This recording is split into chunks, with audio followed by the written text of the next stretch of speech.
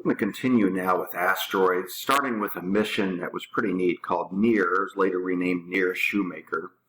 Near-Earth Asteroid Rendezvous. And they learned at least one really important thing in this mission.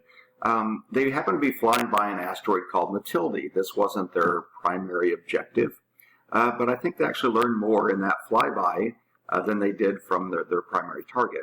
And the reason was that Matilde turned out to not be very dense. It was very porous. It had lots of empty space inside of it, like a sponge. And they begin to realize that asteroids are not these solid chunks of rock that we've always envisioned, that at least many of them are what you might call a rubble pile, just a collection of small pieces and not very dense at all. So that was kind of a new discovery there. I think the most important part of that mission. They went on to the asteroid Eros. Now, why Eros? Well, it is an asteroid that could potentially, over many, probably thousands or maybe millions of years, could hit the Earth. So they wanted to study it up close, and they actually went into orbit around it, which was an amazing feat. When you think about how fast a rocket has to leave the Earth, and then how much it has to slow down to go into orbit around an asteroid, that's incredible.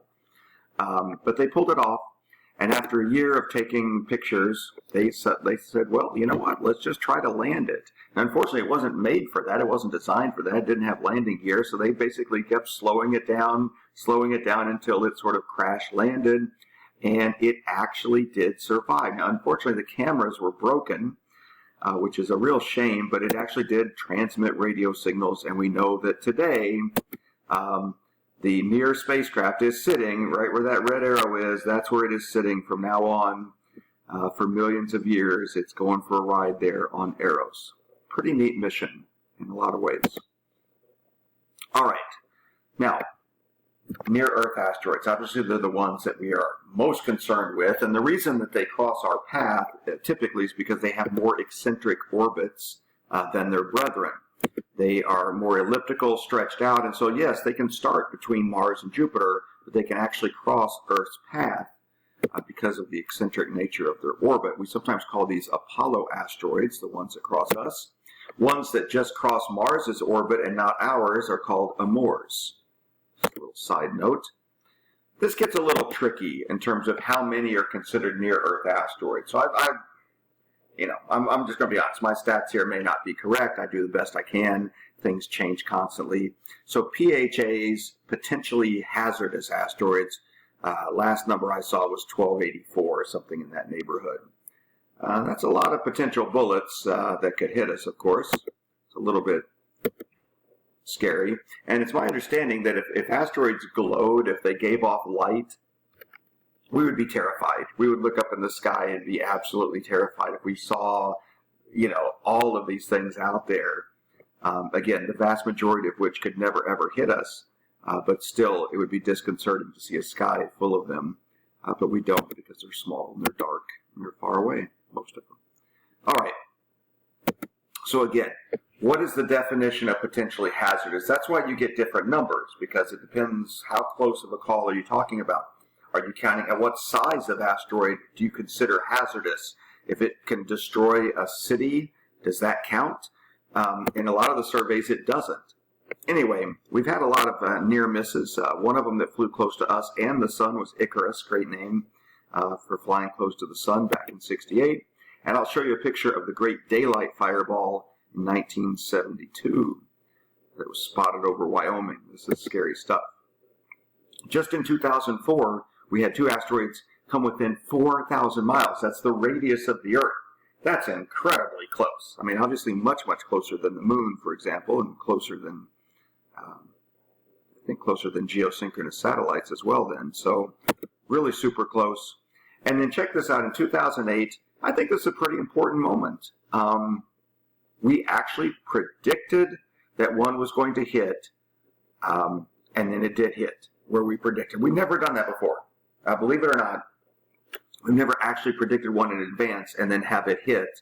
In that case, literally, I think they had about 24 hours warning. I mean, I think that NASA called up the government of Sudan and said, hey, by the way, you're going to get hit with an asteroid tomorrow morning.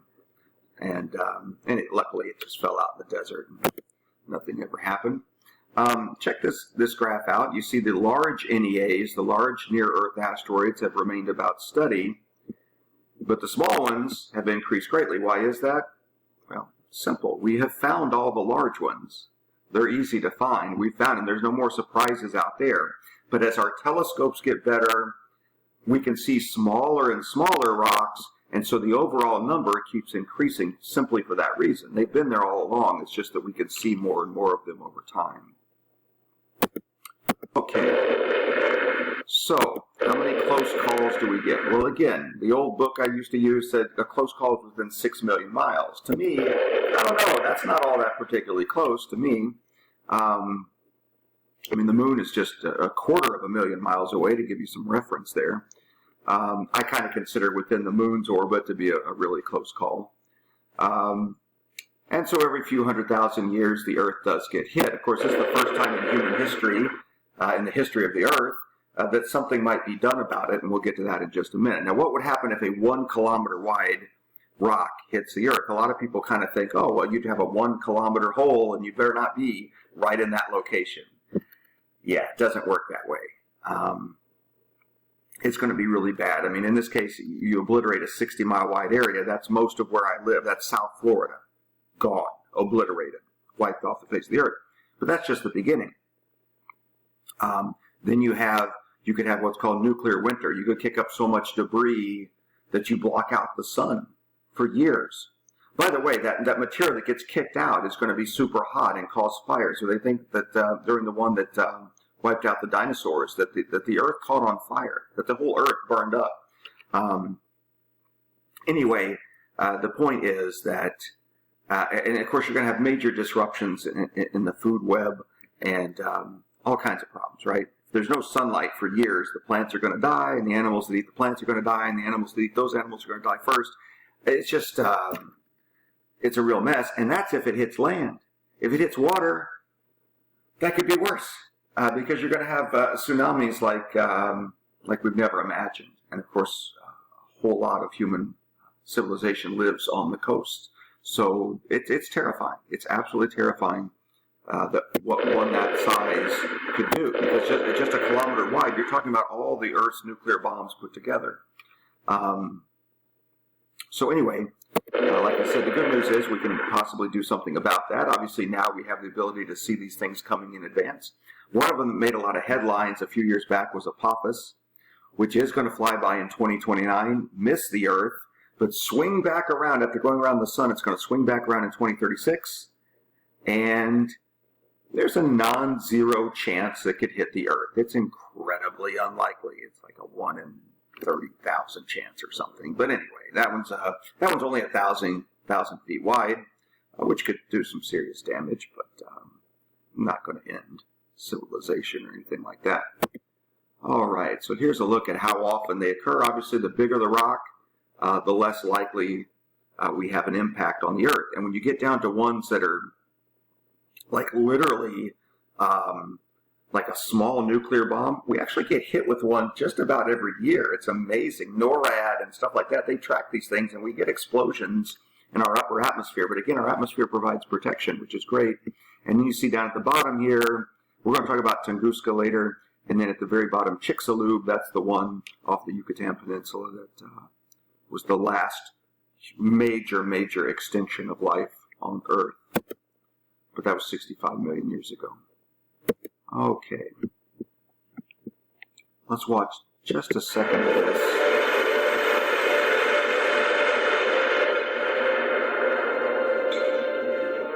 It's hard to imagine what effects an extraterrestrial explosion would have on the Earth. But there is one place in Albuquerque, New Mexico, that can give you a pretty good picture. Though getting into the visualization room at Sandia Labs, a highly secure Defense Department laboratory, is no easy task. Sandia Labs is where 90% of the components of US nuclear bombs are designed.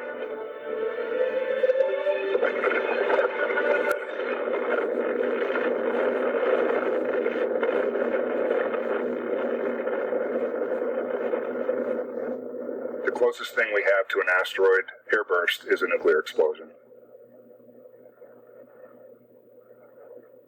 If you drill down and look at what's happening on a very short time scale, the energy release is very different, but the net effect is very similar. Observers without goggles must face away from the blast.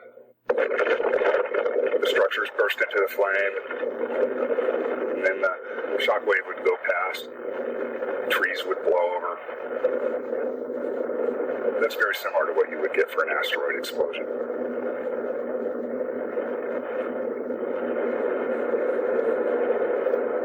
All right, that's cheery stuff there. Just want to show a little bit of that. And they go through how we use computer models now to really see exactly what happens. So what can we do about this situation? Well, let's throw out some options. Starting from the options where we have the most time. Okay, attaching a solar sail. They suggest this in the movie Armageddon at one point, kind of comically.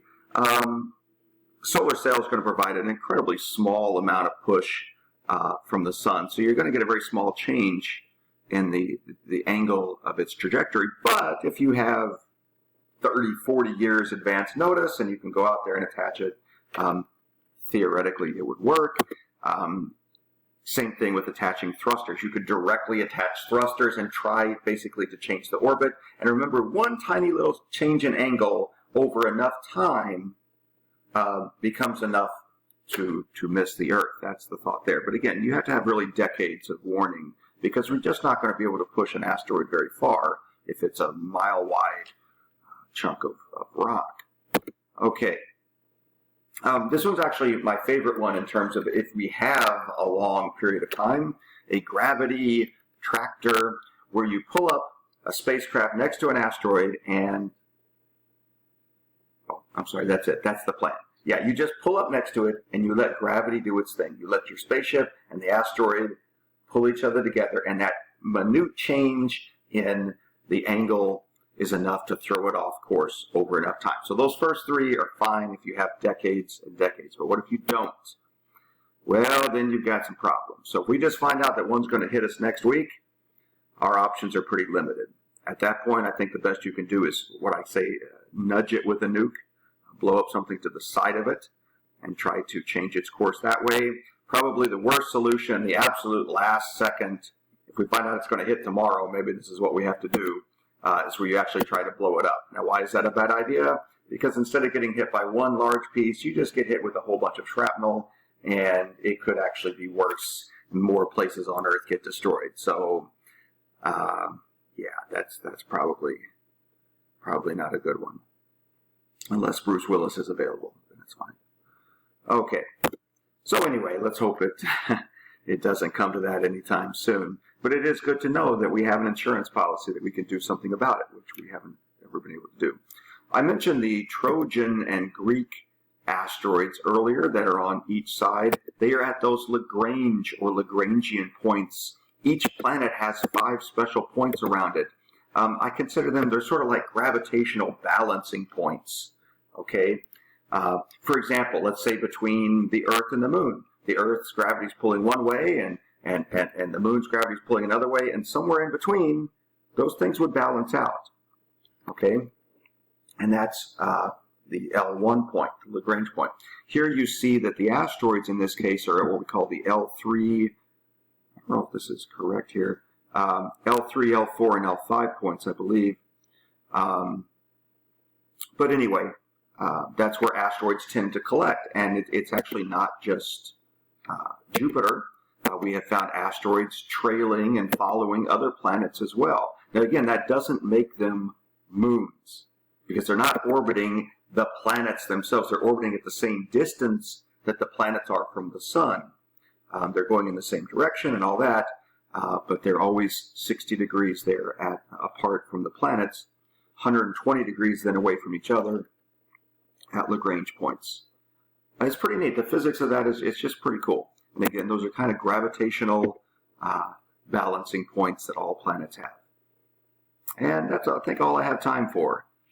Fascinating stuff. Make sure you read more about this very interesting topic. Thanks for listening.